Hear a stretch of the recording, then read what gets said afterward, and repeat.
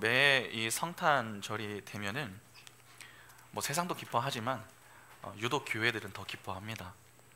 교회 앞에 지나가 보면은 이제 현수막이 달려 있기도 하고, 또 교회를 들어가 보면은 교회들마다 성탄절이 됐기 때문에 다양한 행사들을 하죠.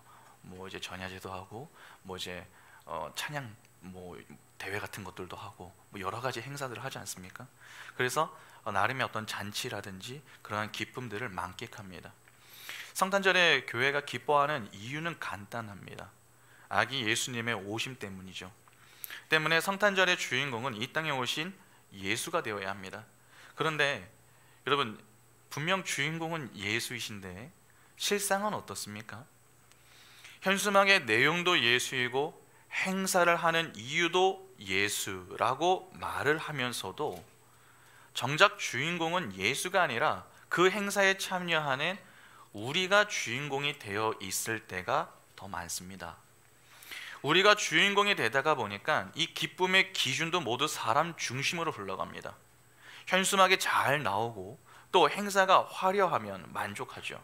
그러나 반면에 교회 행사를 했는데 사회를 잘 못 보거나 또 내가 생각한 만큼 잘하지 못했어요. 찬양 인도를 잘하지도 못했고 뭔가 내 기준에 미달돼요. 그러면 실망하거나 분노하기도 합니다. 여러분, 왜 행사가 잘 되면 만족하고 왜 행사를 망치면 분노하는 것입니까? 하나님이 그 행사의 여부에 따라서 영광을 받으시기 때문입니까? 아무것도 안 틀리고 잘하면 하나님이 그래 잘했다 그렇게 영광 받아주시고, 좀 틀리면은 야 그것밖에 못하냐 그렇게 해서 영광을 안 받으십니까? 그렇지 않습니다. 주인공의 자리에 하나님이 아니라 우리가 서 있기 때문에 그렇습니다. 그러니까 우리는 어느 순간부터 성탄절의 핵심 본질을 놓치고 형식만 남은 상태로 성탄절을 보내는 일이 점차 늘어나고 있다는 것이죠. 여러분 어떠십니까? 오늘 성탄절인데 진정 우리 안에 기쁨이 있으십니까? 지금 뭐 우리 찬양 인도하시는 분도 자꾸 이렇게 말씀해 주시는 게 오늘 성탄절이고 기쁜 화이트 크리스마스다 이야기했어요. 여러분 우리 안에 어떤 기쁨이 있습니까? 진짜 기쁨이 있습니까? 기쁨이 있다면 무엇으로 인한 기쁨입니까? 여러분 예수로 인한 기쁨이십니까? 아니면 오늘 예배 이후에 우리 볼링도 치고 다가도 이제 먹고, 또 우리 조금 나이 어린 친구들은 부모님이 뭐 선물 주신다고 뭐 할 수도 있는데 그 선물로 인한 쉼과 선물로 인한 기쁨입니까? 분명 쉼이나 선물 등 이 땅의 것들은 우리에게 약간의 기쁨을 주기는 합니다. 그러나 그러한 것들은 있다가도 사라지는 것으로 우리에게 영원한 기쁨, 온전한 기쁨을 주지는 못합니다. 진짜 우리에게 영원하고 온전한 기쁨이 되는 것은 하나밖에 없죠. 바로 예수 그리스도입니다. 그러면 그 이유가 무엇 때문입니까? 여러분 오늘 본문은 그 이유를 아주 잘 보여줍니다. 교회를 다니지 않아도 처녀 마리아가 임신을 해서 이 낳은 아이가 예수다 하는 이 정도는요 쉽게 이해하고 있습니다. 사실 본문 자체는 매우 친숙하고 내용도 그렇게 어렵지가 않습니다. 그러나 의외로 잘 알 것 같고 또 쉬운 본문임에도 그 의미를 제대로 이해하지 못하는 경우가 많습니다. 그 중에 한 본문이 오늘 본문입니다. 의외로 오늘 본문의 초점을 예수가 아니라 요셉과 마리아의 초점을 두는 분들이 있습니다. 그래서 어떤 경우에 하나님께 쓰임을 받는 비법, 하나님에게 복을 받는 비결 등을 이야기하면서 우리가 요셉과 마리아의 행위를 잘 본받아야 한다, 그러한 식의 설교를 하는 분들이 간혹 있습니다. 그러나 정말 본문의 초점이 여러분 예수가 아니라 예수의 부모에게 있습니까? 그렇지 않습니다. 모든 성경은 복음이신 예수를 위한 내용입니다. 누가복음 24장 27절을 보면 이렇게 말씀합니다. 이에 모세와 모든 선지자의 글로 시작하여 모든 성경에 쓴 바 자기에 관한 것을 자세히 설명하시니라. 여기서 말하는 모든 성경은요 구약 성경을 이야기합니다.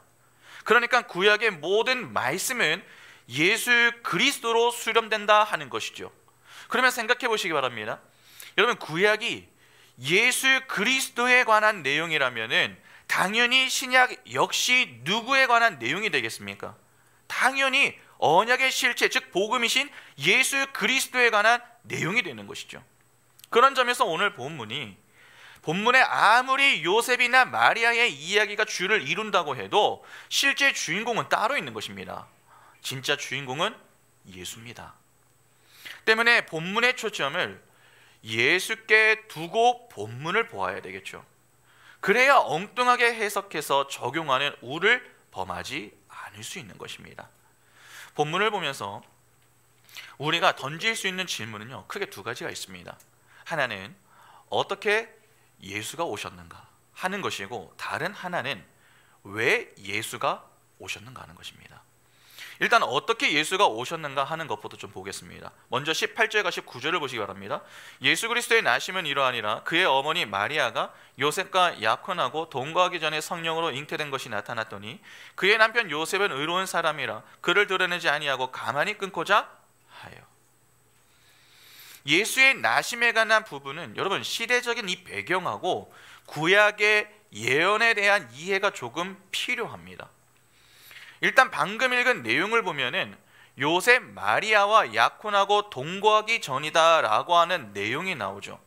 18절을 보면은 개역 개정은 약혼이라고 번역을 해 놓았지만 이전 번역인 개역 한글을 보시면은 정혼이라고 되어 있습니다. 원문의 의미를 보다 잘 반영한 것은 약혼이 아니라 정혼입니다. 성경에서 말하는 정혼이라고 하는 것은 우리가 생각하는 이 약혼의 개념하고는 조금 다릅니다. 유대인들의 결혼 풍습은요 상당히 좀 독특하거든요. 보통 유대인들은 결혼에 앞서서 정혼이라고 하는 절차를 밟습니다. 신랑과 신부의 동의를 얻어서 양가 부모를 통해 정혼을 합니다. 주로 정혼은 신부 측 집에서 이루어졌는데, 정혼은 예비 신랑과 예비 신부가 정혼의 증표로 이 잔에 담긴 포도즙을 함께 마시는 것으로 시작이 됩니다. 그러면 여기까지 보면 오늘날의 이 약혼하고 상당히 비슷한 점이 있습니다. 그런데 유대인들의 정혼은 법적 효력이 매우 엄격합니다. 정혼을 하는 그 순간부터 두 사람의 혼인 관계가 성립이 됩니다. 그러나 우리나라는 어떻죠? 결혼식 이후에 혼인신고를 한 이후부터 법적 효력이 생기지 않습니까? 그러나 유대인들은 정혼을 하는 그 순간부터 법적 효력이 생겼습니다. 때문에 이를 파기하려면 법적인 절차를 밟아야 했죠. 이는 우리나라의 약혼 개념과는 분명 다른 부분입니다. 그렇게 정혼을 하면 신랑은 신부와 떨어져서 지내는 기간을 갖습니다. 그 기간이 약 한 1년에서 2년 정도가 되었었는데 이를 정혼기간이라고 합니다. 지금 요셉과 마리아의 상황은 이 정혼기간의 한 시점입니다. 왜냐하면 18절에 약혼하고 동거하기 전이라고 말씀하고 있기 때문이죠. 그러니까 정혼을 통해 혼인관계의 법적 효력을 갖고 있는 상태입니다. 그런데 그 시기에 여러분 마리아가 아이를 갖게 된 것입니다. 아마도 마리아는 그 소식을 요셉에게 조용히 알려주었을 가능성이 매우 높습니다. 그런데 성경은 여러분 그 시기에 마리아가 아이를 갖게 되자 요셉이 조용히 끊으려고 하죠. 성경은 요셉을 가리켜서 의로운 자 이렇게 소개하고 있습니다. 의롭다라고 하는 말은 율법을 준수하고 율법을 이행하는 자였다라고 하는 말입니다. 적어도 남들에게 의로운 자라고 평가를 받을 정도라면은 그의 삶은 철저히 율법에 따라 사는 인물이었다라고 하는 것을 보여줍니다.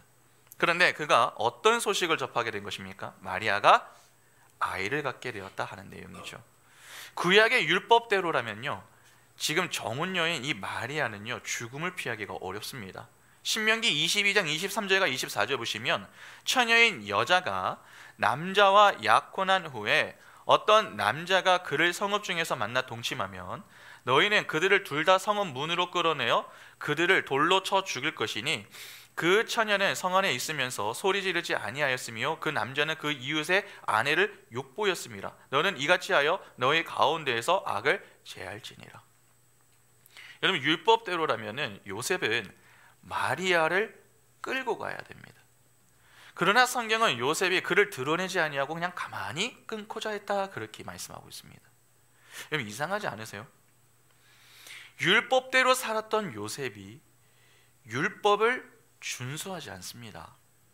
이는 이율배반적인 모습이죠. 이에 적지 않은 설교자들이 사랑이 율법을 이겼다, 그렇게 이야기합니다. 요셉은 율법을 준수하는 청년임에는 분명하나 마리아를 향한 사랑이 그보다 컸다는 것이죠. 그러니까 마리아를 향한 요셉의 남다른 사랑을 보여준다, 그렇게 주장을 하는 것입니다. 상당히 일리 있는 주장입니다. 사랑 때문에 자신의 신념을 포기하는 사람들도 종종 이 주변에 있지 않습니까? 사랑의 힘은 대단한 것입니다. 때문에 얼마든지 그러한 관점에서 본문을 해석하고 또 이해할 수도 있습니다. 그러나 과연 성경이 요셉의 이성적 사랑을 보여주기 위해서 기록을 했는가 하는 것은 조금 고민해 볼 필요가 있는 것이죠. 여러분, 요셉이 왜 마리아의 문제를 율법대로 해결하지 않고 조용히 가만히 끊고자 한 것일까요? 지금 요셉과 마리아가 있는 이 나사렛이라고 하는 곳은 아주 작은 마을입니다. 당시 그곳은 수백 명 정도만 지낼 정도였습니다. 수가 적으면은 여러분, 사람들의 공동체성이 강해집니다. 그러니까 서로가 서로에 대해서 잘 알고 지내는 것이죠. 여러분, 주로 시골이 그렇지 않습니까? 시골에 가보면은 한 마을이 그냥 다 가족입니다. 서로에 대해서 모르는 게 없죠. 누가 어떻게 지낸다, 저기서 어떻게 무슨 이야기를 하더라 하나가 다 알고 있습니다. 한 사람이 알면 다른 사람도 그 소식을 알 정도로 소문이 빠르게 나고 그렇게 서로에 대해서 잘 이해하며 살아갑니다. 그러한 곳이 시골의 특징이죠. 그러면 그러한 관점에서 한번 생각해 보시기 바랍니다. 나사렛에서 요셉과 마리아는 어릴 적부터 함께 지냈던 사이입니다. 유대인들의 결혼 적령기는 주로 13살에서 18살 정도가 되었습니다. 그러면 요셉과 마리아는 사람이 많지 않은 곳에서 서로에 대해서 이미 잘 알고 지냈던 사이였다라고 하는 말이 되겠죠. 더욱이 요셉은 율법을 준수하는 청년이었습니다. 그런 요셉이 그냥 마리아와 결혼하려고 결정하지는 않지 않았겠습니까? 충분히 고민하고 또 고민하여서 결혼하기로 결정한 여인이 마리아였습니다. 오늘날처럼 금사빠 그러한 감정으로 결혼을 선택한 게 아니라는 것입니다. 그러니까 마리아의 이 평소 모습을 잘 아는 청년이 요셉이었던 것이죠. 여러분, 마리아가 아이를 갖고서 그를 찾아왔습니다. 적어도 그녀의 몸에 변화가 찾아왔으니까 그 사실을 약혼자에게 알리는 것은 너무나도 당연한 것입니다. 그러니까 요셉이 마리아의 임신 소식을 아는 것도 당연하겠죠. 그런데 그 아이를 갖게 된 이유가 무엇입니까? 하나님의 선택을 받았기 때문입니다. 그러니까 이 문제를 단지 율법적으로 해결하기란 무언가 조금 어려움이 있는 것이죠. 그냥 아이를 가졌다가 아니에요. 하나님의 선택을 받아서 아이를 가졌다고 지금 찾아온 거예요. 그러니까 이거를 단지 그냥 구약의 율법적으로만 접근하기가 좀 어려운 거죠. 그러나 율법상 이 문제는 쉽게 넘어갈 수 있는 일도 아니었습니다. 비록 하나님의 선택으로 마리아가 아이를 갖게 되었음을 들었어도 요셉은 이를 감당하기가 매우 어려웠습니다. 아무리 율법을 따라 사는 자라고 해도 지금 정녀의 임신 소식을 여러분 누구에게 들었습니까? 마리아에게 들었습니다.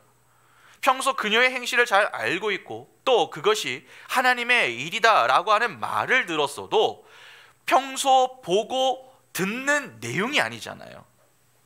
그러니까 요셉이 보기에 그 일은 평범한 일이 아닐 뿐 아니라 쉽게 납득하기 어려울 수 있는 일이었던 것이죠. 사람인지라 마리아의 말을 믿으면서도 또 무언가 의심이 되는 것이 여러분 이상한 게 아닙니다. 여러분, 하나님의 일이라고 하는 것을 알고도 자꾸 의심하는 사람들 성경에 종종 나오지 않습니까? 당장 모세를 한번 보시겠습니까? 출애굽기 4장 8절부터 14절 보시면은 여호와께서 이르시되 만일 그들이 너를 믿지 아니하며 그 처음 표적의 표징을 받지 아니하여도 나중 표적의 표징을 믿으리라. 그들이 이 두 이적을 믿지 아니하며 내 말을 듣지 아니하거든 너는 나일강 물을 조금 떠다가 땅에 부으라. 내가 떠온 나일강 물에 땅에서 피가 되리라. 모세가 여호와께 아뢰되 오 주여 나는 본래 말을 잘하지 못하는 자니이다. 주께서 주의 종에게 명령하신 후에도 역시 그러하니 나는 입이 뻣뻣하고 혀가 둔한 자니이다. 여호와께서 그에게 이르시되 누가 사람의 입을 지었느냐? 누가 말 못하는 자냐? 자나 못 듣는 자나 눈 밝은 자나 맹인이 되게 하였느냐? 나 여호와가 아니냐? 이제 가라. 내가 내 입과 함께 있어서 할 말을 가르치리라. 모세가 이르되 오 주여 보낼 만한 자를 보내소서. 여호와께서 모세를 향하여 노하여 이르시되 레위 사람 내 형 아론이 있지 아니하냐? 그가 말 잘하는 것을 내가 아노라. 그가 너를 만나러 나오나니 그가 너를 볼 때에 그의 마음에 기쁨이 있을 것이라. 모세는 하나님의 뜻을 직접 들은 당사자입니다. 그러나 그런 그가 계속 하나님 앞에서 보인 모습은 어떻습니까? 자꾸 의심하는 모습이었죠. 하나님이 여러 차례 그에게 믿으라 믿으라 그렇게 말씀하셨는데 의심이 된다 그렇게 말하는 것이죠. 이에 결국 하나님이 모세에게 화를 낼 정도였습니다. 여러분, 그러면 요셉은 어떻습니까? 하나님의 일이란 것을 알아도 그것을 쉽게 받아들이기 힘들 수 있는 것입니다. 이에 그가 조용히 끊고자 하는 것을 선택을 하였던 것이죠. 그런데 요셉이 그러한 고민을 할 때에 주의 사자가 그를 찾아옵니다. 20절부터 23절 보시면 이 일을 생각할 때에 주의 사자가 현몽하여 이르되 다윗의 자손 요셉아 내 아내 마리아 데려오기를 무서워하지 말라. 그에게 잉태된 자는 성령으로 된 것이라. 아들을 낳으리니 이름을 예수라 하라. 이는 그가 자기 백성을 그들의 죄에서 구원할 자이심이라 하니라. 이 모든 일이 된 것은 주께서 선지자로 하신 말씀을 이루려 하심이니 이르시되 보라 처녀가 잉태하여 아들을 낳을 것이요 그의 이름은 임마누엘이라 하리라 하셨으니 이를 번역한즉 하나님이 우리와 함께 계시다 합니다. 주의 사자가 요셉을 찾아와서 고민하지 말라 이야기하며 그녀를 데리고 오라 그렇게 지시를 하죠. 그러면 우리는 자연스럽게 이런 질문을 던져볼 수 있습니다. 왜 주의 사자가 요셉을 찾아왔느냐 하는 것이죠. 여러분, 크게 두 가지 이유 때문에 그렇습니다. 하나는 그가 다윗의 자손이기 때문입니다. 20절에 성경은 주의 사자가 찾아간 요셉을 그냥 요셉이라고 하지 않았습니다.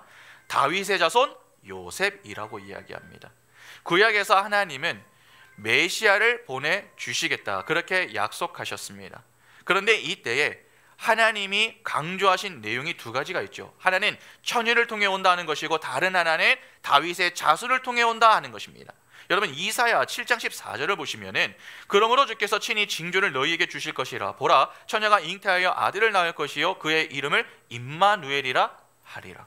이사야 11장 10절에 그날에 이새의 뿌리에서 한 싹이 나서 만민의 기치로 설 것이요 열방이 그에게로 돌아오리니 그가 거한 곳이 영화로우리라. 이사야 11장 10절을 보면은 이새의 뿌리에서 한 싹이 난다라고 합니다.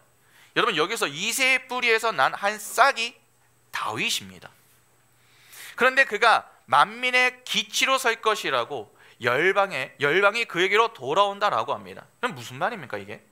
그의 자손을 통해 오실 메시아로 인해서 사람들이 구원을 받게 될 것을 지금 예언하고 계시는 겁니다. 그래서 하나님이 다윗과 언약을 세우시고 그 언약을 가리켜서 우리가 뭐라고 이야기합니까? 소금 언약이다 이렇게 이야기하지 않습니까? 때문에 통일 왕국이 분열 왕국이 될 때에 다윗이 속한 유다 지파는 북이스라엘하고는 따로 구분이 됩니다. 그리고 성경은 선한 왕들이 등장을 할 때마다 누구의 이름을 자꾸 언급합니까? 다윗의 이름을 언급하는 것입니다. 왜냐하면 다윗과 맺은 언약이 지금도 신실히 지켜지고 있음을 보여주기 위함 때문이죠. 그러니까 하나님은 구약의 때부터 분명히 메시아는 처녀의 몸을 통해 올 것이며 다윗의 자손을 통해 오게 되심을 이 긴 역사를 통해서 계속해서 말씀을 주셨던 것입니다. 그 중에 지금 이 하나의 약속은 성취가 되었습니다. 처녀인 마리아가 임신을 하였으니 말입니다. 그러나 아직 하나가 남아있죠. 그러면 그게 뭡니까? 다윗의 자손을 통해 온다는 약속이 남아있습니다. 그런데 만일에 이 요셉이 마리아를 가만히 끊게 되면 어떻게 되겠습니까? 하나님의 약속은 온전한 성취를 이루지 못하게 되는 것입니다. 여러분, 반쪽짜리 성취가 되는 것입니다. 그러면 하나님은 어떤 분이 되시겠습니까? 당연히 약속을 지키지 못한 거짓말 하신 분이 되는 거죠. 그러나 성경은 하나님을 어떻게 묘사하고 있습니까? 이렇게 교훈합니다. 민수기 23장 19절 보시면 하나님은 사람이 아니시니 거짓말을 하지 않으시고 인생이 아니시니 후회가 없으시도다. 어찌 그 말씀하신 바를 행하지 아니하시며 하신 말씀을 실행하지 않으시랴. 하나님은 거짓말을 하지 않으시는 분이십니다. 다른 말로 하신 약속을 반드시 지키시는 분이시다 하는 것입니다. 인간은 하나님의 약속을 잊어버려도 하나님은 하신 말씀을 잊지 않으시는 분이십니다. 때문에 그분에게 반쪽짜리 성취는 있을 수 없는 일이죠. 처녀 마리아의 몸을 통해서 메시아가 오실 것을 약속하신 것을 성취하셨듯이 다윗의 자손으로 오실 것이란 약속의 성취도 이루셔야 하는 것입니다. 이에 하나님은 요셉을 찾아가셨던 것이죠. 구약의 예언을 온전히 성취하기 위해서 말입니다. 우리가 믿는 하나님이 여러분 바로 그러한 분이십니다. 하신 약속은 반드시 지키시는 신실하신 분, 그분이 바로 우리 아버지 하나님이십니다. 그런가 하면 요셉을 찾아간 또 하나의 이유가 있습니다. 여러분 오늘 본문 24절과 25절 보시기 바랍니다. 요셉이 잠에서 깨어 일어나 주의 사자의 본부대로 행하여 그의 아내를 데려왔으나 아들을 낳기까지 동침하지 아니하더니 낳음에 이름을 예수라 하니라. 현몽을 통해 요셉이 하나님의 뜻을 확인했습니다. 그 전까지 그의 계획은 마리아를 가만히 끊는 것이었습니다. 그가 고민 끝에 내린 최선은 조용히 마무리하는 것이었죠. 그러나 하나님의 뜻을 확인한 그는 어떻게 변합니까? 주의 분부대로 행하여 그의 아내를 데려옵니다. 이것이 그를 찾아간 두 번째 이유입니다. 여러분 본문을 조금 유의해서 보시기 바랍니다. 하나님의 말씀 앞에 요셉은 하나님께 항변하지 않았습니다. 하나님 도대체 저에게 왜 이러세요? 제가 뭘 그렇게 잘못했습니까? 저는 하나님의 말씀에 따라 신실하게 산 것밖에 없습니다. 그런데 왜 저와 마리아에게 이런 시련과 고민을 주십니까? 그렇게 따져 묻고 싶은 마음이 들 수 있었습니다. 또한 도대체 하나님의 뜻이 무엇인가 궁금함이 들 수도 있었습니다. 그러나 그는 하나님의 말씀 앞에 아무런 항변도 아무런 질문도 하지 않습니다. 주께서 하신 그 말씀을 확인하고 깨어 일어나 분부대로 행합니다. 그러니까 평소 요셉이 여러분 어떤 인생을 살았던 자였음을 보여주는 것입니까? 계시 의존적인 인생을 살았던 자였음을 보여주는 것이죠. 하나님은 바로 그러한 요셉의 마음을 아셨기 때문에 요셉과 마리아를 택하여 일하셨던 것입니다.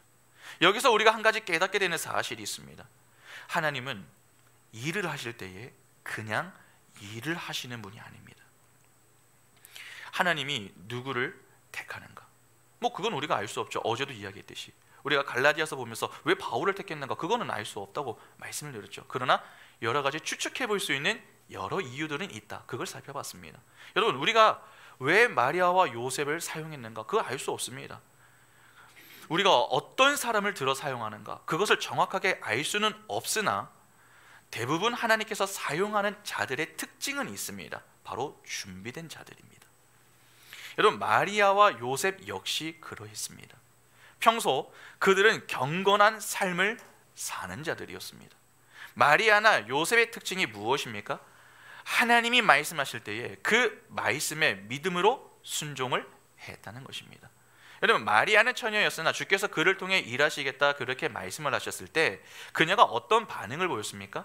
누가복음 1장 38절을 보면 이렇게 이야기합니다. 마리아가 이르되 주의 여종이 오니 말씀대로 내게 이루어지이다 하매 천사가 떠나가니라.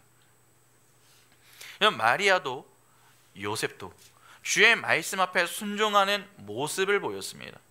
결정적인 순간에 그렇게 순종할 수 있었던 이유는 딱 하나입니다. 평소 그들이 계시 의존적인 인생을 살았기 때문입니다. 하나님을 의지하고 하나님과 동행하고 하나님을 위해 살았습니다. 하나님은 바로 그러한 자들을 통해 일하시는 것이죠. 그러나 주의할 것이 있습니다. 하나님이 마리아와 요셉을 택하셨다고 그들을 지나치게 영웅시하면 안 됩니다. 잘못하면 로마 카톨릭과 같이 마리아를 숭배하는 문제가 생겨날 수 있는 것이죠. 여러분 로마 카톨릭이 마리아를 숭배하는 결정적인 이유는 그녀가 예수의 어머니이기 때문에 그렇습니다.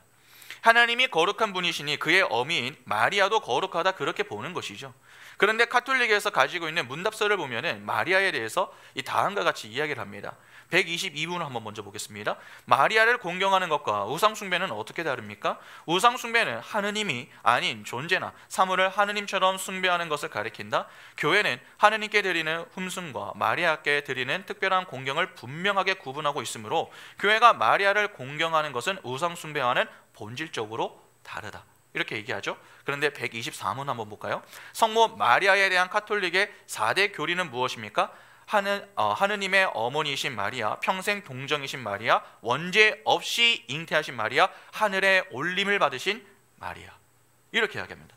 자, 그리고 125문을 보면은 성모 마리아에 대한 전례적 공경은 무엇입니까? 교회는 5월에 성모 성월 10월은 목주 기도 성월로 지내며 4번의 성모 대축일을 지낸다. 원죄 없이 잉태되신 복되신 동정 마리아 대축일, 그게 12월 8일입니다. 천주의 성모 마리아 대축일, 그게 1월 1일입니다. 주님 탄생 예고 대축일 3월 25일, 성모 승천 대축일 8월 15일. 그러면 카톨릭에 있는 문답서 중에서도 마리아와 관련된 일부 내용이 이렇습니다. 그들은 마리아 공경이 우상 숭배와 다르다, 그렇게 주장을 합니다. 그러나 진짜 그렇습니까? 그들의 주장은 엉터리입니다. 화면 넘겨주세요. 일단 마리아에 대한 모형을 만들어낸 것 그 자체부터가 우상 숭배에 해당합니다. 또한 그들은 마리아를 평생 동정이신 여인으로 묘사하는데, 여러분 진정 그렇습니까? 그렇지 않습니다. 여러분 예수님에게는 형제들이 있죠. 카톨릭에서는 이를 예수에 가까운 친척이라 그렇게 이야기를 하는데 그렇지 않습니다. 자의적으로 성경을 해석하여 그들의 입맛에 맞게 교리를 만들어 합리화하는 것입니다. 여러분 왜 이러한 문제가 생기는 것입니까? 성경을 하나님 중심이 아닌 인간 중심으로 보기 때문에 그렇습니다. 분명 그들의 삶은 거룩했고 준비된 인생을 살았습니다. 그러나 더 중요한 것은 그런 그들이 쓰임을 받았다가 아니라 그런 그들을 하나님이 사용하셔서 하나님이 그분의 일을 이루셨다는 데 있습니다. 그러니까 강조점은 마리아와 요셉이 아니라 하나님께 있어야 하는 것이죠. 구약의 때부터 하나님의 백성을 위해 메시아를 보내주시겠다는 이 언약의 사랑이 성취되기까지 하나님은 쉬지 않으셨습니다. 이스라엘이 죄를 범해도 그 언약은 끊어지지 않았습니다. 조금 약속의 성취가 더뎌졌을 뿐 하나님의 사랑을 막을 수는 없었던 것이죠. 그 하나님의 끈질긴 사랑으로 인해 오신 분이 예수 그리스도입니다. 이것이 바로 예수께서 오신 배경이죠. 그러면 자연스럽게 우리는 다음 문제를 좀 고민해 볼 필요가 있습니다. 예수께서 왜 오셨는가 하는 것입니다. 여러분 21절에 그 답이 나오죠. 21절 보시면 아들을 낳으리니 이름을 예수라 하라. 이는 그가 자기 백성을 그들의 죄에서 구원할 자이심이라 하니라. 천사가 요셉에게 장차 태어날 아이의 이름을 예수라고 지을 것을 말하며 그 이유를 설명하는데, 여러분 내용이 무엇입니까? 그 내용이 자기 백성을 그들의 죄에서 구원할 자이기 때문이다 라고 하는 것입니다. 그러면 예수는 이 땅에 왜 오신 것입니까? 우리의 죄 문제를 해결하기 위해 오신 겁니다. 여러분 이것이 바로 오늘 본문의 핵심입니다. 여러분 혹시 모든 인간이 이 땅에서 의식적으로나 무의식적으로 던지는 질문 3가지가 있는데 그것이 무엇인 줄 아십니까? 첫째, 사람이 무엇인가 하는 것입니다. 나는 누구인가? 나는 어디에서 와서 어디로 가는가? 나는 왜 존재해야 하는가? 그러한 생각을 하지 않습니까? 인간이라는 존재 자체는 인간이 만들어낸 그 어떤 발명품보다도 더 복잡하고 과학적입니다. 그래서 인간은 인간에 대해서 잘 아는 것 같아도 사실 잘 모릅니다.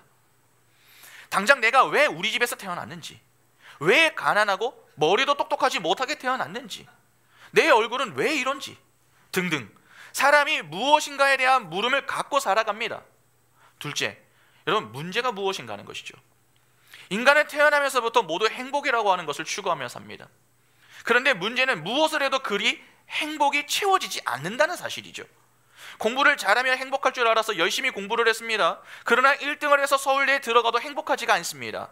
좋은 배우자를 만나서 결혼하면 행복할 줄 알았습니다. 그러나 결혼해도 행복하지가 않습니다. 싸울 때면 뭐라고 이야기합니까? 그때 눈을 감고 있었어야 되는데 막 그런 이야기하는 거 아닙니까? 자녀를 낳으면 행복할 줄 알았습니다. 자녀를 키워도 근데 행복하지가 않는 것이죠. 우리 부모님들 자녀 말 잘 들을 때는 행복하다가도 말 안 들으면 어떻습니까? 그때 한 명만 낳았어야 되는데 자꾸 이런 얘기하는 거 아닙니까? 열심히 돈을 벌고 성공하면 행복할 것이라고 생각을 해서 원하는 만큼 돈을 벌고 내가 원하는 높은 자리까지 올랐습니다. 그러나 행복하지가 않은 것입니다. 이렇듯 세상 사람들은 각기 행복을 향해 열심히 살아갑니다. 그러나 인생 속에서 참된 행복을 경험하지 못합니다. 이에 완전한 행복을 찾지 못하기에 다들 고민을 하죠. 때문에 셋째, 이 문제를 어떻게 해결할 수 있는가? 그 질문을 던집니다. 무엇을 해도 공허한 그 마음을 여러분 무적행이라고 합니다. 끝이 없고 바닥이 없는 동굴, 이걸 지옥이라고 하거든요. 빈 독에 물을 부으면 독에 물이 채워지지 않듯이 하나님이 빠져나간 자리에 이 땅에 무엇으로 채우려고 해도 채워지지가 않습니다. 이에 사람들은 각기 행복에 도달하기 위한 질문들을 계속해서 던집니다. 그러면 당연히 질문을 던졌으니 그에 대한 답을 내놓지 않겠습니까?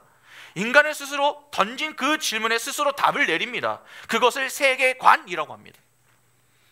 그래, 이건 이런 것이지, 저건 저런 것이지. 그렇게 세계를 바라보는 눈을 가지고 답을 내립니다.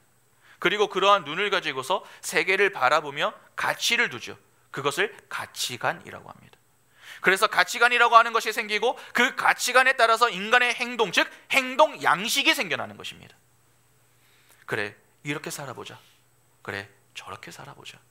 그렇게 말이죠. 온 인류의 모든 인간이 여러분 이 세 가지 질문을 동일하게 던집니다. 그러면 세상은 이 질문에 대해서 어떻게 대답을 합니까? 인간이 무엇인가? 인간은 신이다. 마음만 먹으면 다 할 수 있다. 안 되는 것은 없다. 될 때까지 하라. 그러면 이룬다. 인생의 주인은 너다. 그러면 문제는 무엇인가? 네가 게을러서 그렇다. 네가 노력하지 않아서 그렇다. 네가 마음을 먹지 않아서 그렇다. 깨달음이 부족해서 그렇다. 그러니까 부정적인 사고에 그 패배주의적인 사고를 버려라. No pain, no gain. 그렇게 이야기를 합니다. 어떻게 문제를 해결할 것인가? 노력해라. 될 때까지 노력해라. 포기하지 마라. 포기하지 않으면 정상에 도달할 수 있다. 여러분, 이것이 세상이 내놓는 대답입니다. 그런데 불교도 이와 비슷하다는 거 아십니까? 불교도 내놓는 대답이 세상하고 그리 다르지가 않습니다. 인간이 무엇인가? 인간은 신이다. 본래 인간은 브라만인데 이 땅에 허상으로 와 있는 것이다. 그렇게 말합니다. 그런데 인간이 이를 깨닫지 못해서 이 현상계에 묶여 윤회를 한다 하는 것입니다. 그래서 전에는 소였다가 착하게 살면은 이번 생에는 인간으로 태어나고 그렇게 이야기하는 것이죠. 여러분, 전생에 자꾸 너는 뭐였을 거다. 너는 지금 이렇게 사는 거 보니까 전생에 네가 죄를 많이 지어서 그렇고 이번에 잘 사는 사람들한테는 전생에 네가 나라를 구했다가 이상한 그런 얘기를 하잖아요. 다 이런 이야기예요. 여러분, 그러면 문제는 무엇입니까? 깨달음이 없기 때문이다. 그래서 불교는 이 문제에 대한 해결책을 이렇게 내놓습니다. 수행해, 고행해.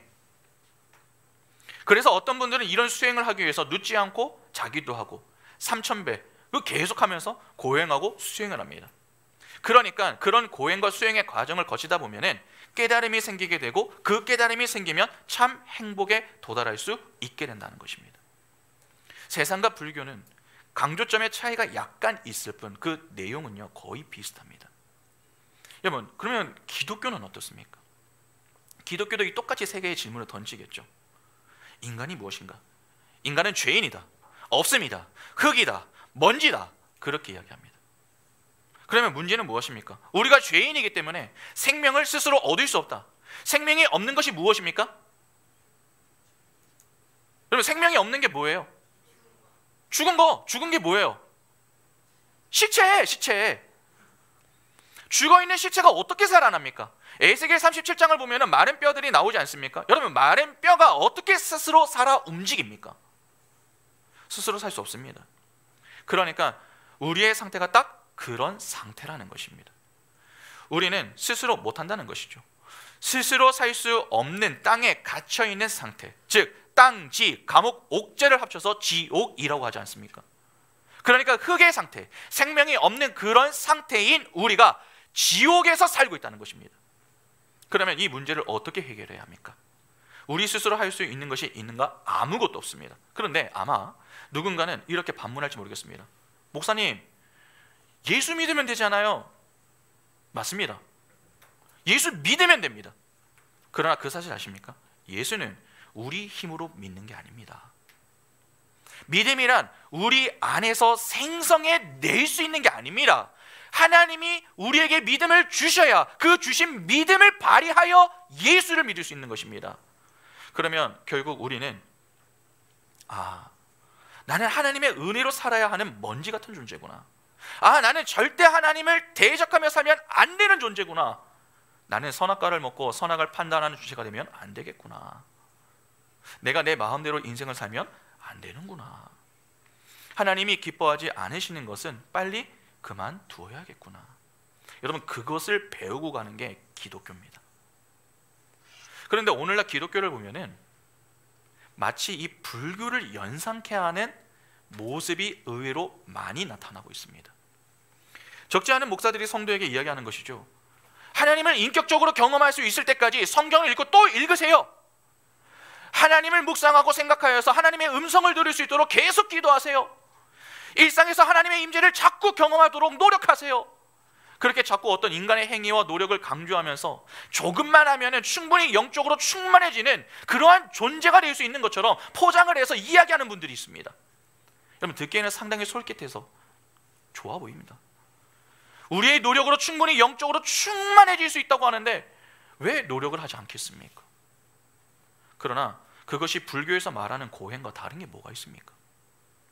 우리가 노력해서 성숙한 신앙인이 될 수 있다, 그렇게 여기는 것은요, 인간이라고 하는 존재를 없음, 먼지 그렇게 여기는 게 아니라 신이라고 여기는 것과 다르지 않습니다. 잘 한번 생각해 보시기 바랍니다. 인간의 노력으로 얼마든지 영적인 경험을 할 수 있음은 인간을 신적 존재로 여기는 것입니다. 다만 본래 신적인 존재이나 그 사실을 깨닫지 못하기 때문에 영적인 경험을 하지 못한다, 그렇게 볼 뿐인 것이죠. 그러면 당연히 강조되는 내용이 무엇이겠습니까? 노력이겠죠. 그래서 자꾸 인간의 열심을 강조하는 것입니다. 네가 열심을 내지 않아서 그래. 네가 조금만 열심을 내면은 노력하면 되는데 노력하지 않아서 그래. 그런 식으로 접근하는 것입니다. 예배당의 맨 앞자리, 그 은혜의 자리에 앉아가지고 하나님의 말씀을 듣고 또 들어봐. 그리고 읽어봐. 눈을 감고 하나님을 생각해, 상상해, 묵상해, 그리고 간절하게 기도해. 그러면 하나님의 임재를 경험하고 하나님의 음성을 들을 수 있다. 그렇게 자꾸 인간의 노력을 강조하면서 여러분, 인간의 감정을 터치하려고 하는 겁니다. 이에 교회들이 찬양의 화려함을 추구하려고 하고 기도회를 자꾸 뜨겁게 하려고 애를 쓰는 겁니다. 그러면 그것에 참여할 당시에는 가슴이 막 뜨거워지는 것 같습니다. 그러나 정작 뒤돌아서서는 어떻습니까? 변화가 없습니다. 우리가 이거를 딱 잘 느낄 수 있는 데가 언제냐면 수련회예요. 수련회 가면은 모두 다 울고 있잖아요. 그러니까 나도 마치 안 울면 내가 이상한 사람일 것처럼. 그래서 같이 울어요. 근데 막 울고, 울 때는 가슴이 수련한 것 같은데 막상 수련회 딱 끝나고 집에 딱 돌아와서 엄마하고 딱 대화하는 순간 어떻게 돼요? 다시 마음이 복잡해지기 시작하는 거예요. 그런 거예요. 변화가 없는 거예요. 여러분, 노력은 노력대로 하고 결실을 맺지 못하는 것이죠. 왜 노력의 결실을 맺지 못하는 것입니까? 여러분, 노력을 하지 않았기 때문이 아니라 잘못된 노력을 했기 때문입니다. 여러분, 우리는 하나님의 형상으로 지음을 받은 존재는 맞으나 그렇다고 신적 존재는 아닙니다. 죄의 문제를 스스로 해결할 수 없음의 존재, 즉 죄인일 뿐입니다. 하나님의 은혜가 아니면 아무것도 할 수 없는 그런 나약하고 연약한 존재가 바로 우리 자신인 것이죠. 그 은혜가 우리에게 찾아오지 않고 우리를 붙들지 않으면은 사실상 우리가 스스로 해낼 수 있는 것 아무것도 없습니다. 그러니까 우리가 무언가를 해서 영적 성숙을 이루어야 되겠다 하는 쪽으로 가는 자들이 아니라 하나님의 은혜 앞에서 그 은혜의 필요성과 중요성을 깨닫고 날마다 하나님 앞에 납작 엎드려서 주님, 저는 주님의 은혜가 꼭 필요합니다. 그것을 고백하는 쪽으로 가야 하는 것입니다. 그러면 그러한 이해를 가지고 다시 본문으로 돌아와 보시기 바랍니다. 여러분, 예수께서 이 땅에 오신 이유가 무엇 때문입니까? 그가 자기 백성을 그들의 죄에서 구원하기 위함 때문입니다. 그러면 적어도 이 내용에 따르면 예수가 오기 전에는 무엇이 불가능했다 하는 말입니까? 죄의 문제가 해결되지 않았다는 것이죠.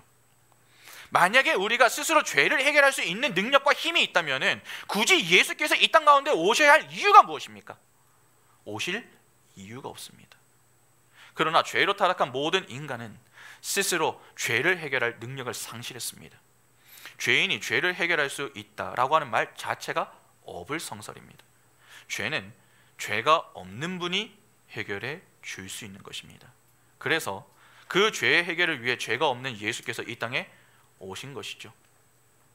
죄의 용서를 받지 못하면 그 마지막은 심판입니다. 여러분, 당장 우리 가정에서 일어나는 일들을 잘 한번 생각해 보시기 바랍니다. 자녀들이 잘못을 했습니다. 부모가 용서를 해주려고 너가 뭘 잘못했는지를 얘기를 해라, 얘기를 하는데 끝까지 얘기를 하지 않습니다. 그러면 기회를 자꾸 주는 게 아니에요. 그 마지막까지 기회를 놓쳐버리면 이제 어떻게 되는 겁니까? 심판이 기다리고 있는 것이죠. 여러분, 똑같습니다. 죄인을 가만히 내버려 두면은요, 죄인의 마지막은 하나님의 진노 아래 심판을 받는 것입니다. 그냥 지옥의 땔감으로 사용될 운명의 노인자들, 그들이 바로 우리였습니다. 그런데 하나님은 태초부터 구원하기로 작정한 그들을 위해서 예수를 보내신 겁니다. 언약에 신실하신 하나님께서 지옥에 처할 자들 가운데 자기 백성을 건져내기 위해서 예수 그리스도를 보내어 주셨다는 것이죠. 죄인들의 간절한 간구가 있었기 때문에 보내주신 것이 아니라 하나님의 일방적인 은혜로 보내어 주신 것입니다. 오늘 본문을 유의해서 보시기 바랍니다. 요셉과 마리아가 정말 하나님의 아들을 낳고 싶은 마음이 많아가지고 아이가 생긴 것이 아닙니다.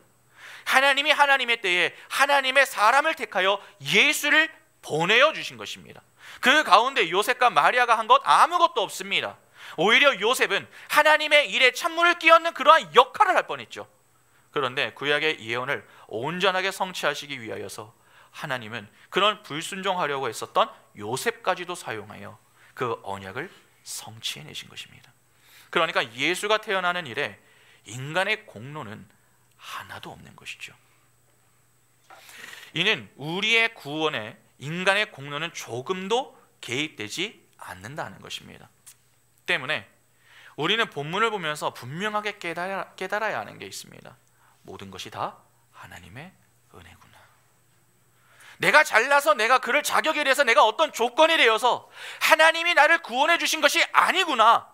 하나님의 은혜가 아니었다면 난 죽은 흙에 불과했구나. 바로 그것을 깨달아야 하는 것입니다. 진짜 그 사실을 안다면 여러분, 성탄절의 주인공은요, 결코 우리가 될 수 없습니다. 예수 그리스도가 되셔야 합니다. 구원받은 성도가 성탄절에 기뻐하는 것은 당연합니다. 우리는 기뻐하고 즐거워해야 합니다. 그러나 기쁨의 대상과 내용이 대단히 중요합니다. 우리가 무엇으로 기뻐하고 즐거워해야 합니까? 예배 이후에 주어질 힘과 선물이 아니라 내가 스스로 해결할 수 없는 그 죄의 문제를 해결해 주시기 위해 그의 아들 예수 그리스도를 보내어 주신 하나님의 은혜, 자기 백성을 그들의 죄에서 구원하기 위하여 이 땅에 육신을 입고 오신 예수 그리스도의 은혜와 사랑에 진짜 기뻐하고 즐거워할 수 있어야 합니다. 여러분, 어떠십니까? 세상은 캐롤을 부르며 산타가 주인공이고 우리가 주인공이 되어서 그냥 서로 즐기며 지낼 뿐입니다. 그러나 오늘 진짜 주인공은 우리가 아닙니다. 우리의 죄를 사하시기 위해 친히 이 땅에 몸을 입고 오신 예수 그리스도입니다. 꼭 기억하시기 바랍니다. 인간이란 무엇인가? 죄인입니다. 문제가 무엇인가? 죄를 스스로 해결할 수 없다는 것입니다. 어떻게 해결할 수 있는가? 하나님의 은혜가 아니면 아무것도 할 수 없습니다. 하나님이 본질상 진노의 자녀였던 우리를 구원하기 위해 그의 유일하신 아들 예수 그리스도를 이 땅에 보내어 주셨습니다. 그 아들의 오심으로 우리가 살아난 것이고 오늘 이렇게 이 자리에 함께 모여 구원의 감격에 감사하면서 예배할 수 있게 된 것입니다. 믿음의 눈을 열고 우리를 구원하신 하나님의 은혜를 바라보시기 바랍니다. 그리하여 구약의 예언대로 예수 그리스도를 이 땅에 보내어 주신 그 하나님의 은혜와 그 사랑에 감사하며 일평생 우리를 구원하신 예수 그리스도, 지금도 우리와 함께 하시는 예수 그리스도, 앞으로 우리를 영광과 영광의 자리로 선하게 인도하실 그 예수 그리스도만 신실히 붙들고 날마다 주께 영광 돌릴 수 있는 우리 모두가 될 수 있기를 간절히 소망합니다. 함께 찬양하겠습니다.